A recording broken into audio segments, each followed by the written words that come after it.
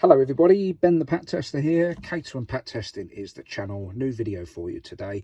Sorry for the delay. It hasn't been a new video in a few weeks. I've just been incredibly busy, meaning to do this one for a little while. So hopefully you get something out of it today. Don't forget to like and subscribe to my channel as well. Lots of other videos on my channel to help you guys out, whether you're pat testers or thinking about becoming a pat tester, or just regular member of the public who just wants to learn a little bit more about electrical safety. So today we're going to be talking about fuses, domestic fuses.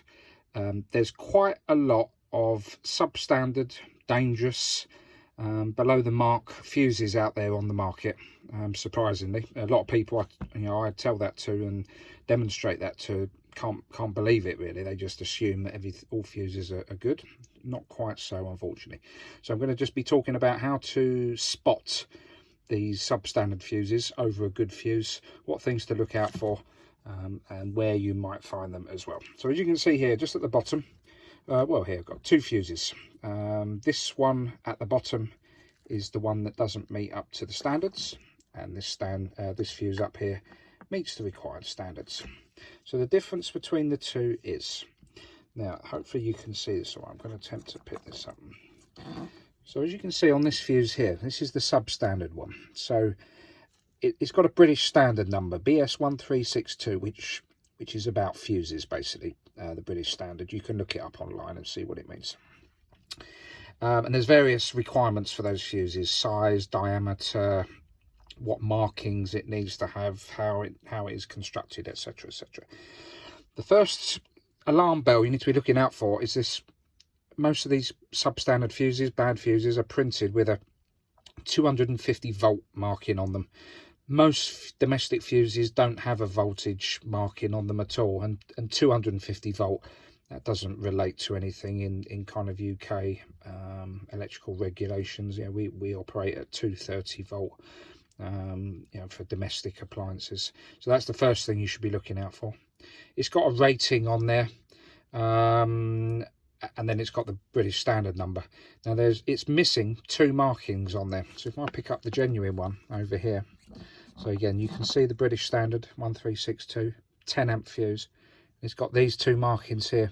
On the right hand side it's got an Aster marking, and on the left hand side it's got a kite mark marking as well. They should be printed on all genuine good fuses. You can look up online what the kite mark means, or the Aster marking, etc. I won't go into that now. And then it's got the manufacturer name as well, Niglon. The British standard says that every fuse must have the manufacturer marking on it, and obviously this one clearly doesn't. And if you put the two up against each other, I know they're different rating fuses, but you can see quite clearly that the quality of the printing on the fuse is very different. It looks poor. The colouring of the fuse on the casing is like a pure white, whereas on a lot of fuses it's like an off-white colour.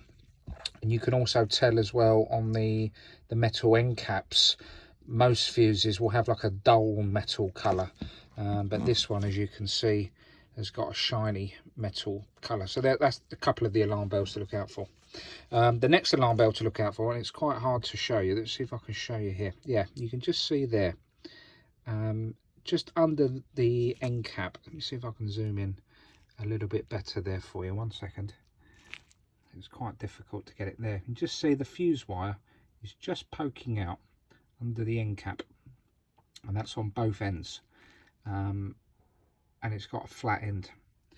Now on a genuine fuse, the fuse wire should not be poking up underneath the end cap, and that's a big telltale sign that it's a bad fuse as well. Okay, so that's just one thing to look out for. The other thing you can do to check whether it's a bad fuse is fuses should be 25.4 millimeters in length, and it's got a 0.8 tolerance. I think it can be slightly bigger than 0.8, but it can be no smaller than 0.4 millimeters smaller. This fuse here, the counterfeit one, I measured that earlier. That actually measures out 24.9 millimeters in length, which is well under the required standard. If I put the two up together, it's very tricky, I know, to see on the video. It is a few millimeters smaller, and also the diameter of the fuse, as you can clearly see there, the bad fuse is a smaller diameter as well. So I appreciate not all of you are going to have measuring tools and things that you'll be able to measure on the job, but you should certainly be able to identify it from the markings and the bad printing on the fuse. So if you wanted to go into a bit more detail to identify a bad fuse, then you can do this test, which is actually just getting a couple of fuses and smashing them. And the reason you do that is a good fuse, like this one on the right, you should be able to see it's filled with sand, or in particular quartz sand. And that's basically put in there just to manage if a fuse did blow and the fuse wire burnt. The quartz sand is in there just to stop the fuse exploding, just to make it a little bit more safer for when the fuse is doing its thing. And you can see there's quite a fair amount of quartz sand in that fuse, but you can see on the faint one on the left there's none at all. I've broken this one, and also this bad fuse was a lot easier to smash than this one on the right, but you can see there's no sand in it whatsoever. And you can see the fuse wire here. The thing with these as well is, because it's a substandard fuse, you've got no idea whether that fuse wire inside is the correct rating. I mean, it looks the same as the other one. The other one's a 10 amp fuse, but it's hard to tell. So obviously, you know, that one, no quartz sand. Now, you might not be able to do that on a job, but it's just something you can check when you get home or back to the workshop.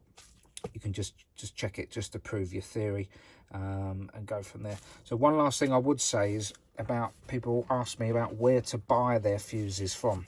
Now, where it gets tricky is if you go on several online auction sites, you'll find that there are branded fuses on there, you know, quite popular names such as Bussmann or SCM, but they're still counterfeit, and they look you know, better quality than this one on the left. They look the real deal, but they're not. What I would always say, stick to the main sites. I get my fuses either from CPC or a local wholesaler called TLC, Screwfix, if you know, Toolstation if you needed to, B&Q's, places like that. They sometimes have good deals on fuses. I'd be very wary about buying your fuses on online marketplaces or online auction sites. I would always stick to, you know, a wholesaler or electrical online retailer, just to be sure. And you can get fuses now if you buy them in bulk.